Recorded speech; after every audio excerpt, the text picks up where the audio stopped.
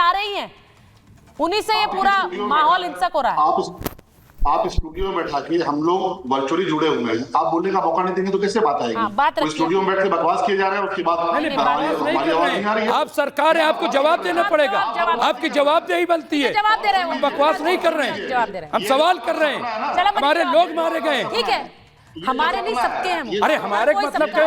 हमारे तुम्हारे करना बंद कर। अरे कमाल का मतलब, अरे हमारे का मतलब मैं नहीं कह रहा हूँ। शलभ मनी जी, ठीक है, शलभ मनी। हाँ, ये जो आपका सपना है ना कि जय श्री राम बोलने से रोक लेंगे, तो अब किसी के ताऊ में हैसियत नहीं है कि उत्तर प्रदेश में और देश में किसी को जय श्री राम कहने से रोक ले। ये 2017 से पहले प्रदेश में और 2014 से पहले जो सरकार थी वो आपके लिए करती थी, तभी आतंकवादी छोड़े जाते थे। और कौन से आतंकवादी? जिन्होंने संकट मोचन पर हमला किया तब तो मिठाइयां बांटते थे कि आतंकवादी छोड़ दिए गए। जिन्होंने अयोध्या पर हमला किया वो आतंकवादी छोड़े जाते थे तो मिठाइयां बांटते थे, क्योंकि आपके रिश्तेदारों की सरकार थी। अब 2017 के बाद से योगी जी आ गए तो आपकी बड़ी बेचैनी है, बड़ी परेशानी है।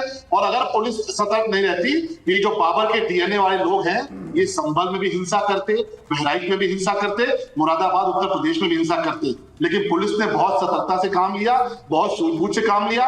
क्रॉस फायरिंग में मारे गए, आप एक दूसरे पे गोली चला रहे थे, तमंचे एक दूसरे के थे, उसमें मारे गए, उसमें पुलिस का कोई दोष नहीं है। और पुलिस ने अगर गोली चलाई होती तो बहुत सारे लोग मारे जाते, लेकिन पुलिस ने गोली खा के लोगों की जान बचाई। पुलिस ने तो धैर्य नहीं खोया, पुलिस ने पूरे धैर्य से काम किया। नहीं तो आपकी तैयारी जो थी वो तो आपको बांग्लादेश बनाने की तैयारी थी। आपने जो तैयारी की थी कि आप उत्तर प्रदेश को बांग्लादेश बना देंगे, संभल को बांग्लादेश बना देंगे, बहराइच में बांग्लादेश बना देंगे। वो तो योगी जी की सरकार है लखनऊ में, और दिल्ली में मोदी जी की सरकार है। पुलिस मुस्तैद थी, सतर्कता से टीम लगी थी, इसलिए आप बांग्लादेश नहीं बना पाए। नहीं तो बांग्लादेश में मनोज जी से पूछ लेती हूँ, मनोज जी से पूछ लूं शलभ मनी जी। ये उत्तर प्रदेश को हम बांग्लादेश नहीं बनने देंगे और डंके की चोट पे जय श्री राम बोलेंगे। आप उसको रोक नहीं पाएंगे, सपना भूल जाएंगे। डंके की चोट पर अगर कोई जय श्री राम बोलेगा तो मनोज जी कोई दिक्कत है क्या आपको?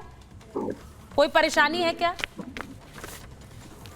अरे सुचारिता, मैं तो मर्यादा पुरुषोत्तम भगवान राम का अनन्य भक्त हूँ, उनके अनन्य भक्त हनुमान का। मुझे जो व्यक्तिगत रूप से जानता होगा वो जानता होगा कि मैं बचपन से मैं क्या ही अब कहूँ, वो सब चीज़ें धार्मिक और व्यक्तिगत बातें हैं, वो एक्सप्रेस नहीं। सभी को संविधान में, हमारे देश के संविधान के प्रस्तावना में ये उल्लिखित है, जिस दिन हम संविधान को अंगीकृत और आत्मार्पित किए उसी दिन ये उल्लिखित किया गया कि सभी को अपने धर्म, उपासना और मजहब की पूरी स्वतंत्रता है। सब किसी को जय श्री राम बोलने की भी स्वतंत्रता है, हरे कृष्णा बोलने की भी है, और उतनी ही स्वतंत्रता हमारे संविधान ने, बाबा साहब ने, हमारे आज़ादी के नायकों ने उतनी ही स्वतंत्रता अल्लाहू अकबर बोलने का भी दिया है। उतनी ही बुद्ध के अनुयायियों को भी उतनी ही स्वतंत्रता। लेकिन दुर्भाग्यपूर्ण है कि मर्यादा पुरुषोत्तम भगवान राम के नाम पर वोट बटोरने वाले असल में कोई धर्मावलंबी नहीं है, ये चंदा चोर हैं। उनके चंदे से भी चोरी कर लेंगे, उनकी सड़कें ऐसे बनवाएंगे कि टूट जाएगी। देखिए वेदना में देख रहा था साथी का, कितना व्यथित है शैलेश यादव के हत्या पर, और प्रेमचंद यादव की हत्या इन्हीं के जिले में कर दी गई। तो ये क्या कर रहे थे, वहां ब्राह्मण और वहां जातिवादी संगठन के झंडा बरदार थे। प्रेमचंद यादव, इनको यादव नहीं दिखाई दिए। उनके घर कब जाएंगे मुख्यमंत्री योगी आदित्यनाथ जी 1 करोड़ का चेक लेकर के? ये मंगेश यादव को गोली मारी गई तब आपको यादव नहीं दिखा? आपको सिर्फ राजनीति करनी है। आप सच तो ये है कि बाबा साहब के परिनिर्वाण के आप बहुजन विरोधी हो, आप दलितों पिछड़ों का आप आरक्षण छीन लेंगे और बाबा साहब का नाम लेते हैं। इस तरह के दोहरे चरित्र वाले आपके मंच पर नंगे हो गए, नंगे। मैं पूछा प्रेमचंद जी के घर कब गए, मंगेश के घर कब जाओगे, तो जुबान नहीं निकली। उनके घर चेक लेके जाएंगे योगी आदित्यनाथ? शैलेश यादव की सिर्फ चिंता है आपको शैलेश की अगर चिंता है तो प्रेमचंद यादव की क्यों नहीं है, मंगेश की क्यों नहीं है, चंदौली के उस बेटी की क्यों नहीं है जिसको योगी संरक्षित पुलिस वालों ने जिसकी हत्या कर दी? भगवान हनुमान के भक्तों के कातिल हैं, जिन्होंने जय श्री राम बोला उनको गोलियां चलवाई आपको, और राम जी के मंदिर पर हमला करने वाले आतंकवादियों के मुख में वापस नहीं आती। सबसे बड़े कातिल मर्यादा पुरुषोत्तम राम के आप हो। इस देश के नागरिकों में भेद पैदा करने का काम धर्म के नाम पर बीजेपी करे। आप धर्म के नहीं उपासक हो, आप पाखंडी हो।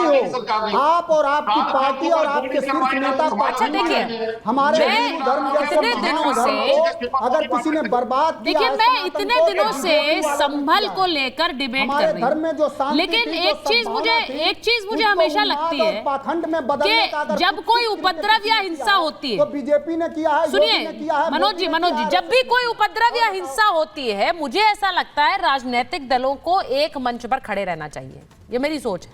क्योंकि आप उपद्रव, और वो कहीं पे भी हो, मैं सिर्फ यूपी की बात नहीं कर रही हूं, मैं किसी भी राज्य में सोच अच्छी है, तो उपद्रवियों के साथ खड़े होने वाली सोच सही नहीं है।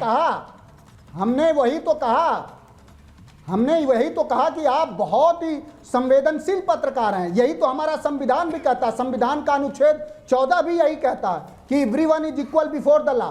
लेकिन योगी आदित्यनाथ की सरकार तो जाति देख के न्याय करती है ना, इस पर सवाल खड़े हो रहे हैं। But the ones who are resorting to violence, उनके लिए क्या वही सीख देंगे आप?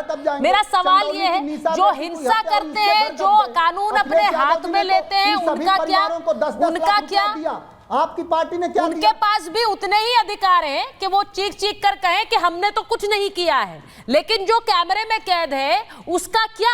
इस पर इतनी बार बहस हो चुकी है पहले भी, अवधेश जी, इस पर कई बार पहले बहस हो चुकी है कि जो उपद्रव मचा रहा है, जो पब्लिक प्रॉपर्टी डैमेज कर रहा है, उससे वसूली की जाए भाई, क्योंकि उसको ये पता लगना चाहिए कि ये बर्दाश्त नहीं किया जाएगा। क्या अवधेश जी सुन रहे हैं मुझे? छाती पे गोली मारी। अवधेश जी, क्या आप मुझे सुन रहे हैं? अब अवधेश जी की ऑडियो नहीं आ रही। यहाँ से ले लें आवाज, यहाँ से भी कुछ जाए। अवधेश जी, आपको मेरी आवाज आ रही? ठीक है, अवधेश जी मुझे सुन नहीं पा रहे हैं। अनिल, इसको ठीक कराइए। मेरा सीधा ये मानना है कि इस पर इतनी बार डिबेट्स हो चुकी हैं, और अगर वो बांग्लादेश में जो होता है, देखिए दानिश जी, ये बात आपको भी माननी पड़ेगी कि बांग्लादेश में कुछ होता है। ये आप बार बार कहते हैं कि भाई वो हमारा देश नहीं है, पहले अपने देश की बात कर लो, बिल्कुल सही है।